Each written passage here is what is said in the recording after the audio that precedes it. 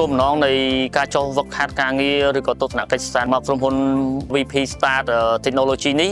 គឺជាក្រុមហ៊ុនមួយរបស់ខ្មែរយើងនៅទីក្រុងភ្នំពេញដែលបង្កើតនៅឧបករណ៍សម្ភារៈបែបអេឡិចត្រូនិកបែបបច្ចេកវិទ្យាថ្មី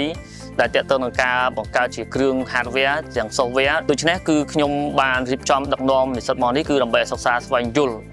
បន្ទាប់ពីការចុះទស្សនកិច្ចសិក្សាឬក៏ប្រឹកហាត់ការងារនៅថ្ងៃនេះគឺខ្ញុំរំពឹងថានិស្សិតរបស់ខ្ញុំនឹងបានយល់ច្រើនអំពីផ្នែកអេឡិចត្រូនិកផ្នែកទាក់ទងនឹងការសរសេរកូដទាក់ទងនឹង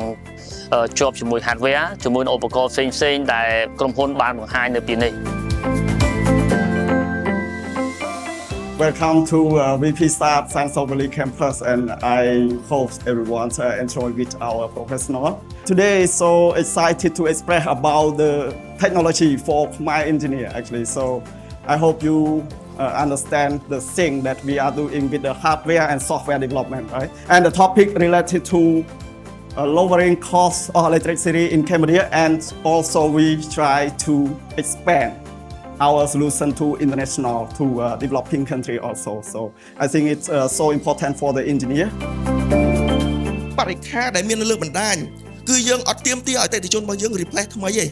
គ្រាន់តែយក solution យើងទៅបំពាក់គឺបរិខាទាំងអស់ហ្នឹងទំនើបបានតែម្ដងអញ្ចឹងបាននៅក្នុងនេះយើងមានជំនាញច្រើនអគ្គិសនី electronic mechanic IT graphic design hardware modeling គឺយើងមានគ្រប់វិស័យគ្រប់ជំនាញបងប្អូនអាចរៀនសូត្រស្វែងយល់បានណាហើយ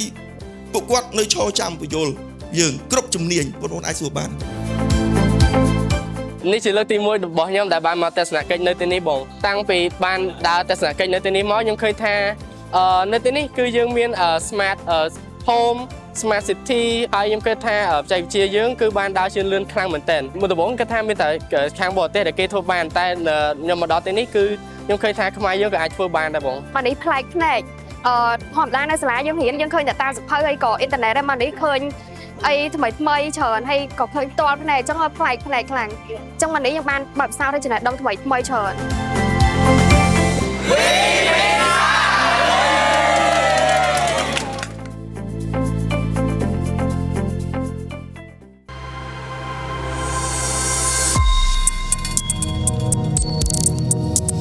VP.Start Innovation through Technology.